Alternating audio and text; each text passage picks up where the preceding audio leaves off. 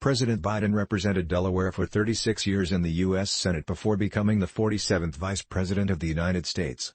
As President, Biden will restore America's leadership and build our communities back. Joseph Robinette Biden Jr. was born in Scranton, Pennsylvania, the first of 4 children of Catherine Eugenia Finnegan Biden and Joseph Robinette Biden, Sr. In 1953, the Biden family moved to Claymont, Delaware.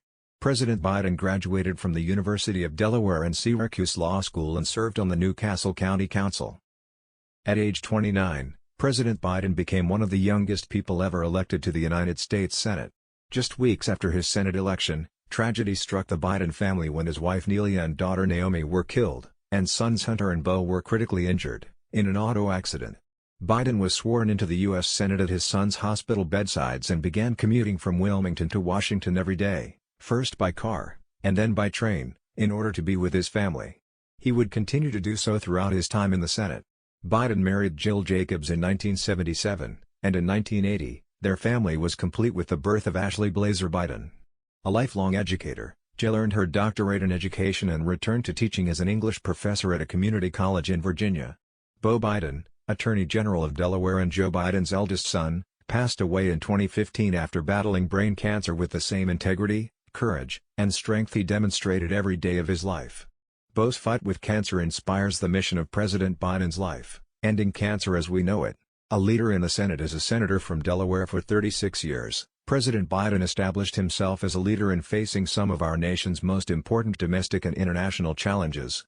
As chairman or ranking member of the Senate Judiciary Committee for 16 years, Biden is widely recognized for his work writing and spearheading the Violence Against Women Act, the landmark legislation that strengthens penalties for violence against women, creates unprecedented resources for survivors of assault, and changes the national dialogue on domestic and sexual assault. As chairman or ranking member of the Senate Foreign Relations Committee for 12 years, Biden played a pivotal role in shaping U.S. foreign policy.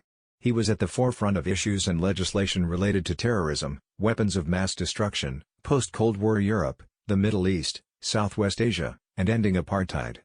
The 47th Vice President of the United States. As Vice President, Biden continued his leadership on important issues facing the nation and represented our country abroad.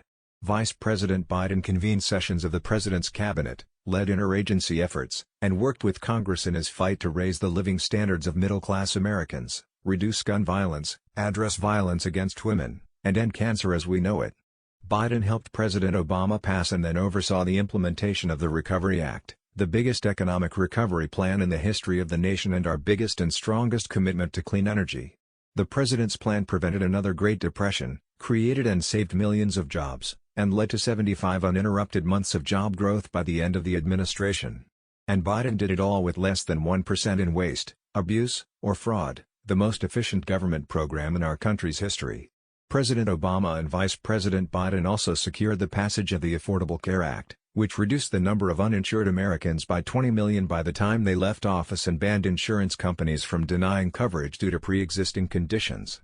He served as the point person for U.S. diplomacy throughout the Western Hemisphere, strengthened relationships with our allies both in Europe and the Asia-Pacific, and led the effort to bring 150,000 troops home from Iraq.